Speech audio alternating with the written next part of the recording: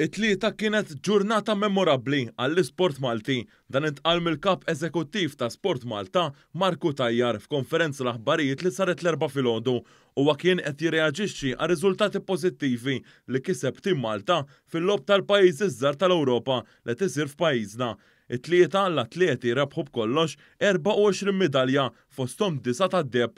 Ġurnata indimentikabli li kellna l-biera, kważi l-innonazzjoni ta' pajjiżna nindaq 3 postijiet differenti fl-istess ħin, kemm fl-squash, kemm fil-judo, kemm fl-atletika. Fl-atletika kellna ġurnata oħra meraviljuża, il-kompetizzjonijiet l-oħrajn li ma natawx il-medalji bħat table tennis u anke tennis kellhom ukoll riżultati pożittivi kif ukoll kellna fl-Burdjar.